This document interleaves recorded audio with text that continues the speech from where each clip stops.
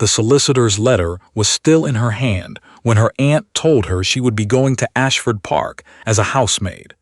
Not as Miss Vivienne Ashby, daughter of the late Lord Edmund Ashby, whose name was carved into the stone above the estate's east gate.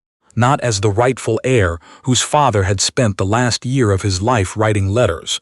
To his solicitor, to his old friend the Duke of Meath, to anyone who might listen, but as a servant.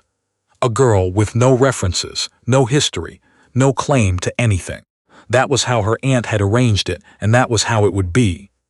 "You have nowhere else to go," Aunt Dorothea had said, not unkindly, which was somehow worse than cruelty. "The estate is in dispute. The courts will take months, perhaps years. You need a roof and a wage, and I have arranged both." What she had not said was that she had already moved her own daughter into the family's townhouse in Bath. What she had not said was that the solicitor's letter, the one Vivienne held now, the one from her father's old partner confirming the deed of trust, had been altered 3 months before his death, had been opened before it reached her. The wax seal had been replaced, but not quite perfectly. Vivienne had noticed. She had said nothing. She folded the letter and put it inside the lining of her traveling case, beneath the false bottom she had sewn herself the night before. Using a needle she'd taken from the sewing room and thread she'd unraveled from the hem of an old curtain, she was learning, in these weeks since her father's funeral, that the things she needed most were the things no one thought to watch her take. The coach to Ashford Park left at 6:30 in the morning. No one came to see her off. The estate looked the way old things look when they have been well kept by people who understood what they were keeping. The iron gates bore no rust. The gravel drive had been recently raked.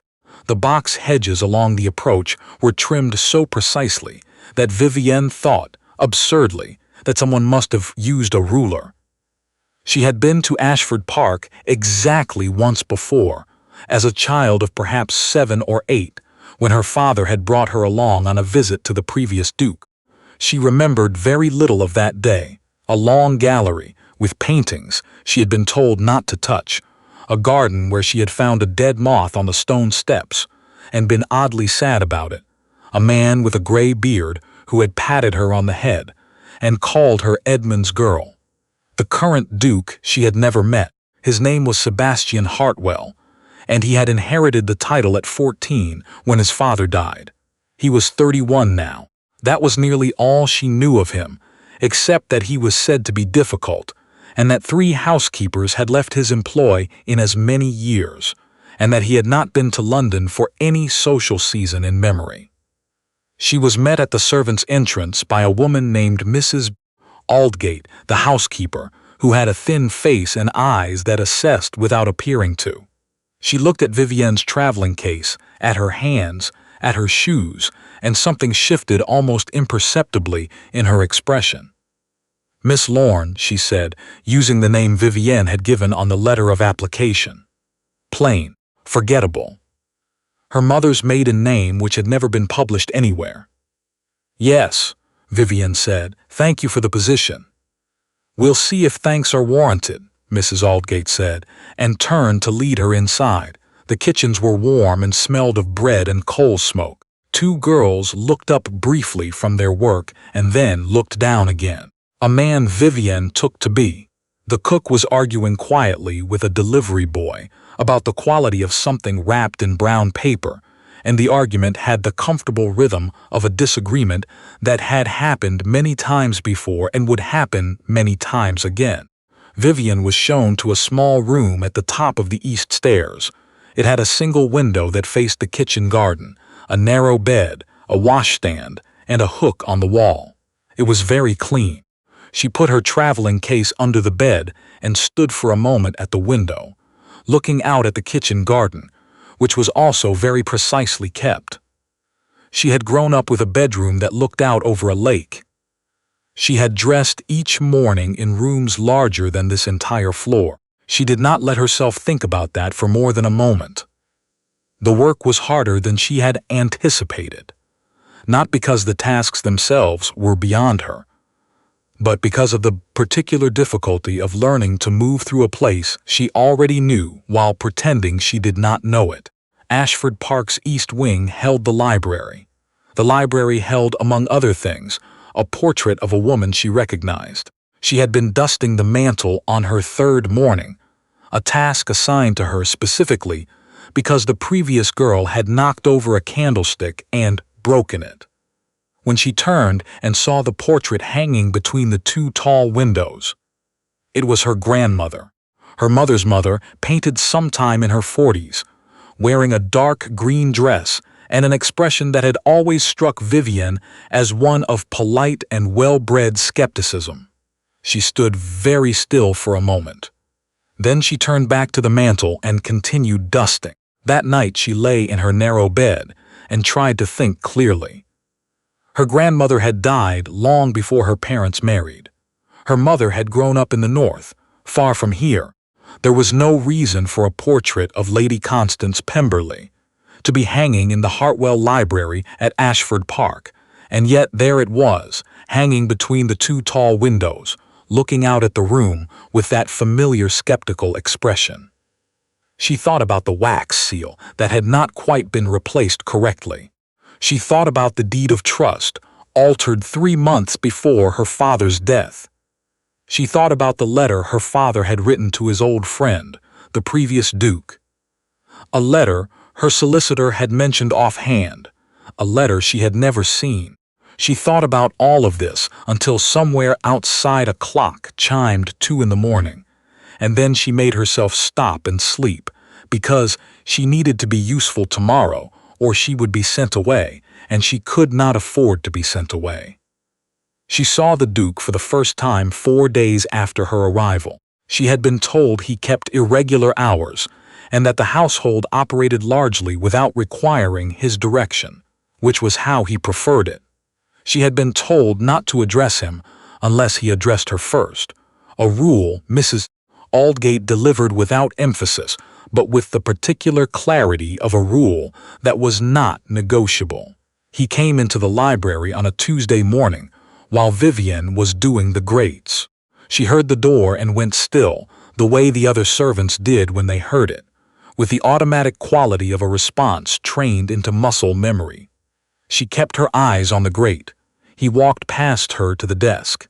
She heard papers being moved, a drawer opened and closed, then silence.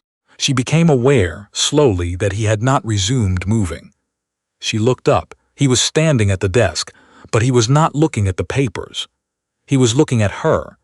He was taller than she had expected, dark-haired, with the kind of face that was not quite handsome but held attention anyway.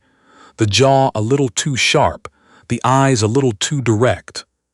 He was dressed plainly for a man of his position, and he was looking at her with an expression she couldn't quite categorize, not suspicion, something more like recognition, except that made no sense. "You're new," he said. It wasn't a question. "Yes, Your Grace," she said. "I arrived last week." He looked at her for another moment. Then he said, "What is your name?" "Lorne, Your Grace. Anne Lorne." He said nothing for a moment.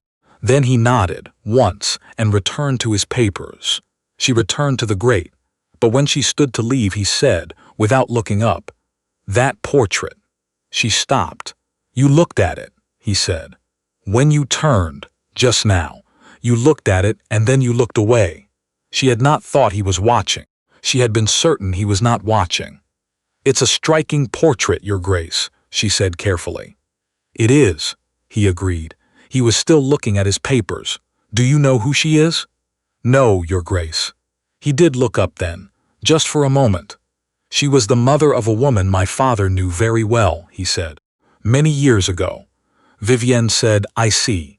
He looked at her for one more moment, that same look she couldn't name, and then he nodded, and she left.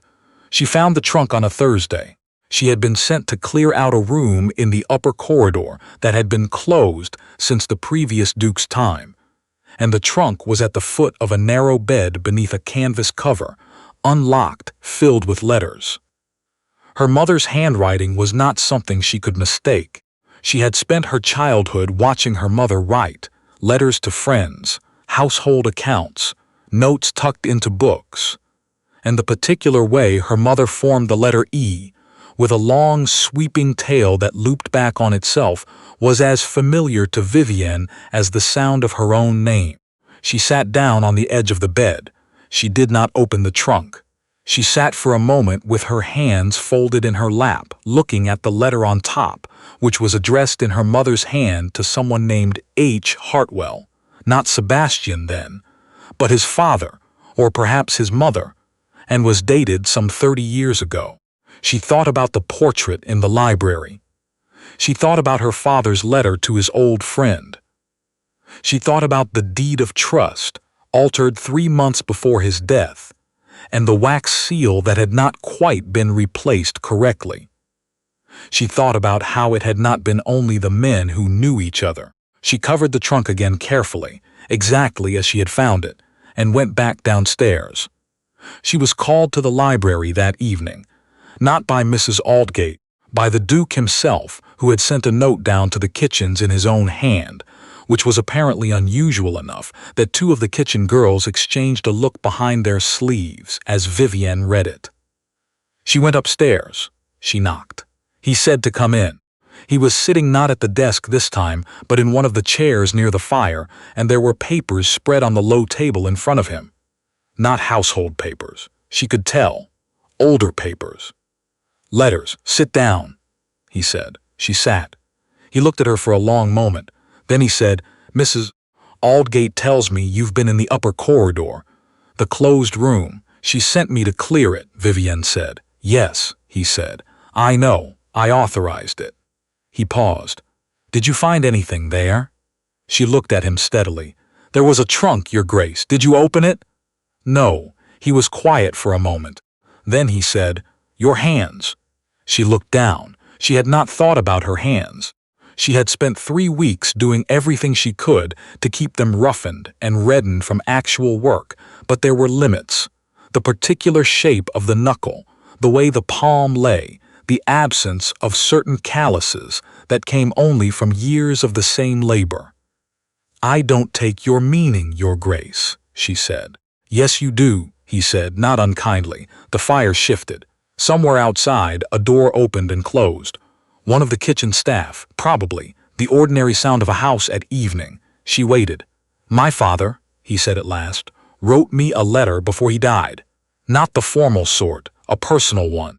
He wrote about a man named Ashby, Edmund Ashby. She kept her face very still. He wrote about Ashby's wife, he continued, who had been a friend of my mother's before either of them married. He wrote about Ashby's daughter. He paused. He said if anything ever happened to the Ashby estate, this house would know the Ashby heir on sight. That was the phrase he used. On sight. Vivienne said nothing. I inherited this house at 14, he said.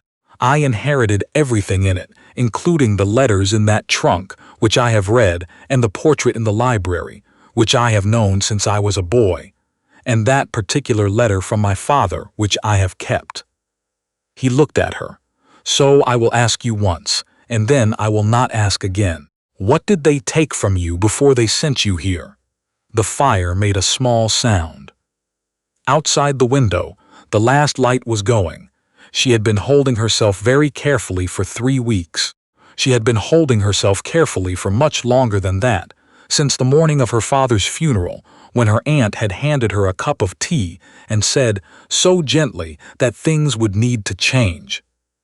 The estate, she said. They altered the deed of trust. I have the solicitor's letter. I have it. I know about the deed, he said. She looked at him. How? Because your father's solicitor also wrote to me, he said, 4 months ago. I have been waiting to understand the situation more fully before acting. He paused. I should perhaps have moved more quickly.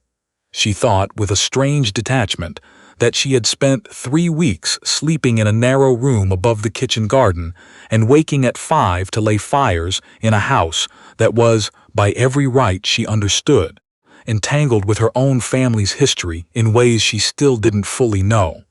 She had done all of this quietly. She had not asked for help. She had not known there was help to be had. "The portrait," she said. "My grandmother. Your mother and my mother were friends from girlhood," he said. "The portrait was a gift. My mother kept it here because she valued it, and when she died, I kept it because—" He stopped. Something moved across his face. "Because it would have been wrong to remove it." Vivienne looked at the fire. "You said you have the solicitor's letter," he said. "Yes, I'll need it. I have already retained counsel, but another piece of documentation will be useful." He paused. "I should also tell you that the alteration to the deed is not as clean as whoever did it believed. My solicitor found 3 inconsistencies in the language. Legal disputes of this kind tend to move slowly, but they do move." She nodded. She was aware of a loosening somewhere in her chest. Not relief exactly, because the situation had not changed, but something adjacent to it. The feeling of a hand offered in a dark room. "You'll need to remain here," he said. "For now, until the matter is resolved, it's safer if your presence in this house has a legitimate explanation." "As a housemaid," she said. "As a housemaid," he agreed. "Yes." He looked faintly uncomfortable for the first time. "I recognize that as an indignity." "It's a roof," she said, "and the kitchen is warm." He looked at her for a moment as if she had surprised him. Then, very briefly, something that was almost a smile. "The housekeeper," he said, "is not to know, not yet. She is loyal, but she talks. I understand." He rose. She rose. He went to the desk and took out a sheet of paper and wrote something. And she stood and waited, and the fire made its small sounds, and outside the house the evening settled into full dark. "This," he said, and held out the paper, "is a note to my solicitor. You'll take it to him in the morning as an errand. He'll know what it means." He paused. "He was your father's solicitor first, Miss Ashby. Before he was mine." She took the paper. She looked at it, at her real name written there in his handwriting. "Thank you," she said. "Your Grace." He did not answer immediately. She was at the door when he said it, quietly, and without looking up from the desk. "Your grandmother had an excellent face. I used to look at that portrait when I was young and think there was someone in it who wouldn't be deceived by anything." She stood in the doorway. "She wasn't," Vivienne said. "She wasn't deceived by much at all." She went out and closed the door carefully behind her. The letter reached the solicitor on Friday morning. By the end of the following week, a second letter had reached the Court of Chancery in London. By the end of the month, a hearing date had been set. The women who had altered the deed, Vivienne's aunt, who had believed with the complete confidence of someone who has never been caught that she would not be caught, received notification of the proceedings by post, delivered to the Bath townhouse she had furnished with her niece's inheritance. Vivienne was not there to see her face when she opened it. She was at Ashford Park, in the library, with the trunk of letters open on the table, in front of her, and the afternoon light coming through the tall windows, and her grandmother looking out from the portrait between them with that expression that had always seemed to Vivienne like well-bred skepticism, but had perhaps, she thought now, simply been patience. She lifted a letter from the trunk. Her mother's handwriting, the long tail on the letter E. 30 years ago, her mother had written to a woman in this house. They had been girls together, and then women, and then one of them had died young, and the other had died not much later, and the 2 men who had loved them had maintained the connection out of some loyalty that had outlasted both of them and had not died even now. Had not died, but had instead passed quietly to their children, who had found each other in the usual unexpected way. With the other one pretending not to know anything, and the one doing the finding realizing, too late and then at exactly the right moment, that the house had known her all along. She heard the door. She did not look up immediately, because she had been in this house long enough now to know his footstep in the corridor, the particular rhythm of it, unhurried, without the sound of someone performing an arrival. He stopped in the doorway. "You found more," he said. "Yes." She set the letter down carefully. "Did you know they wrote to each other for nearly 10 years? I suspected." He came into the room. He stood for a moment looking at the trunk. "My solicitor sent word this afternoon. The hearing date has been moved forward. Is that good?" "Generally," he said. "It means the other side is beginning to understand they will not prevail." She thought about her aunt in Bath. She thought about the wax seal, imperfectly replaced. She thought about her father's last year, the letters he wrote, the inquiries he made, the document he must have known was wrong, and the evidence he had spent what was left of his health trying to assemble. "He knew," she said. "Not a question, yes?" Sebastian said. "I believe he did." He paused. He was trying to protect what he could before it was too late. She nodded. She looked at the letter in her hand. Her mother's handwriting, that familiar trailing E. And then she set it down with the others and straightened the pile the way her mother would have straightened it, with the careful deliberateness of someone who believed that things ought to be kept properly. "I have been thinking," he said from somewhere behind her, "that when this is resolved, and you have taken up residence at the Ashby estate as is your right, there will be a number of practical matters to address. The estate has been managed in your absence, but not well." "I know," she said. "I've been reading the accounts." A pause. "You've been reading my accounts?" "I was cataloging the library," she said. "The estate ledgers are kept in the library. I noticed some inconsistencies." Another pause, longer. "How many inconsistencies?" "7, she said, "though 2 of them may be transcription errors rather than anything intentional." She heard something behind her that might, in a different man, have been a laugh. "Miss Ashby," he said. "Yes." "When this is over," he said, and then he stopped, and she waited. Outside the window, the kitchen garden was going gold in the afternoon light, and the hedges cast long, precise shadows across the gravel, and somewhere nearby a door opened and closed, the sound of a house going about its ordinary life. "I would like you to stay." She turned to look at him.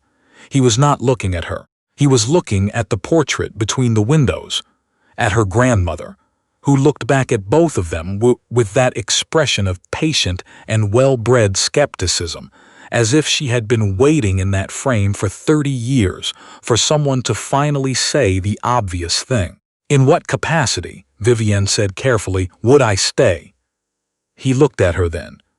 "In whatever capacity you would consider," he said. "I am aware that is not a properly formed offer. I am working up to a properly formed offer. I mention it only so that you know it is coming." She considered him. She thought about the note he had written with her real name on it. She thought about the portrait, kept for 30 years, and the letters in the trunk, and the house that had known her on sight. "I'll wait then," she said. "Thank you," he said. And outside, the afternoon light moved across the kitchen garden, and inside the library her grandmother kept her patient watch, and the house settled around them with the particular ease of a thing that has been held too long in one position and has finally been allowed to rest.